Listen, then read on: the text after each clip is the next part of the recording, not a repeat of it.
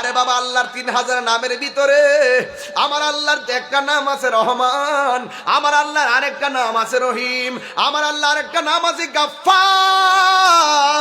এই নামগুলাই প্রমাণ করে আমরা শয়তানের পাল্লাই পড়ে গুনাহ কইরা ফেলামু। রাতের অন্ধকারে ঘুমাইতে গেলে মনে হয়ে যাবে আমরা কাজটা ভালো করি নাই, আল্লাহ মনে হয় বেজার হয়ে গেছে। এখন কি করণীয়? আমরা নবীর তুফাইলে দুইটা হাত আল্লাহর দরবারে বাড়ায়া দেই আর আল্লাহর ডাক দেখে, আল্লাহ তোমার নাম তো দিয়েছো রহমান, তোমার নাম দিয়েছো রহিম, তোমার নাম দিয়েছো গফফার, তোমার নাম দিয়েছো গফুর। ও আল্লাহ, আমরা ভুল করেছি, অন্যায় করেছি। আমার নবী বলেন, আরে আরে দুনিয়ার মানুষ যদি টাকা হারায়, হারানো সম্পদ ফেরত পাইলে মানুষ যেমন খুশি হয়, বান্দা গুনাহ করার পরে, আমার উম্মত গুনাহ করার পরে যদি নিজের গুনাহটা নিজে বুঝা ফেলাইয়া, যদি চোখের পানি ফেলাইয়া আমি আল্লাহকে ডাক দিয়ে ইয়া গফফার, যদি আল্লাহর হুকুম মাইন্না চলতি, অঙ্গ প্রত্যঙ্গ সবটা যদি কইতি, তুই তোর না, তুই হলে মনিবের। তুই যদি মনিবের হুকুম মতো নিজের জীবনটা সাজাইতে পারতি, তোর চোখে মনিব, তোর জবানে মনিব, তোর অন্তরে মনিব, তোর নাকে মনিব, তোর কানে মনিব, তোর দেহে মনিব, অল বডি মাওলার প্রেমে সিক্ত হয়ে যেত।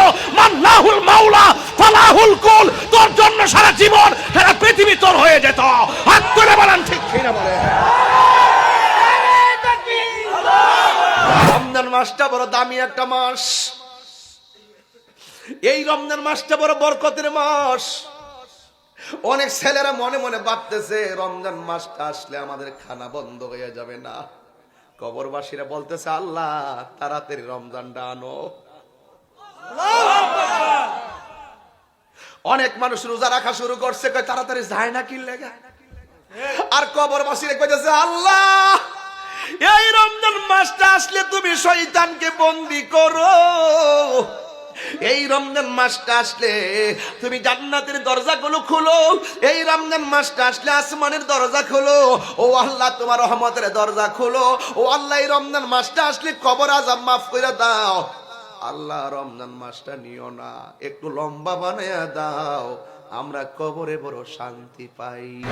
মালিক তুমি জান্নাতে, তোমার পাশে আমার একটা ঘর বানিয়ে